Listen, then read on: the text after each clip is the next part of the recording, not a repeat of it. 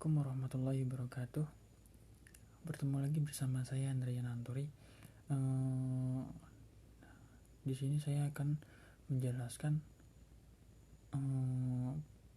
apa itu hukum perdata dan apa itu hukum dagang. Yang pertama-tama saya akan menjelaskan apa itu hukum perdata. Hukum perdata adalah semua peraturan yang hak dan kewajiban perorangan dalam hubungan masyarakat. Hukum perdata menangani masalah-masalah yang lebih bersifat privat seperti hukum keluarga, hukum harta kekayaan, hukum benda, hukum perikatan, dan hukum waris. Hukum perdata ini memiliki hukum perdata material dan juga hukum perdata formil. Yang pertama saya akan menjelaskan hukum perdata material. Hukum perdata material ini adalah aturan-aturan hukum yang mengatur hak-hak dan kewajiban-kewajiban perdata, yaitu mengatur kepentingan-kepentingan perdata seperti subjek hukum atau manusia dan badan hukum.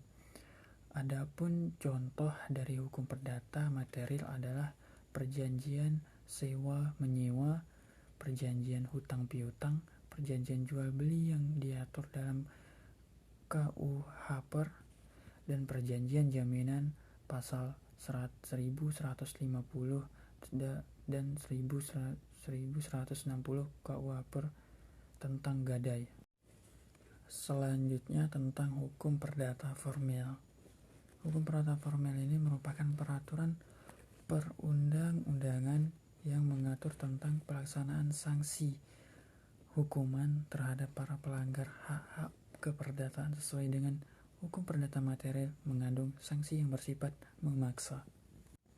Nah, itu aja ya saya sampaikan dari hukum perdata. Selanjutnya saya akan menjelaskan apa itu hukum dagang.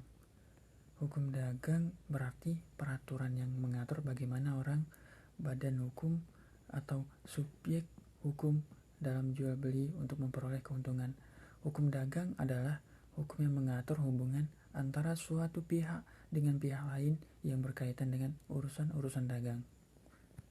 Dan tujuan hukum dagang ini, fungsi hukum perdagangan yang pertama adalah menjamin fungsinya keamanan mekanisme pasar secara efisien dan lancar.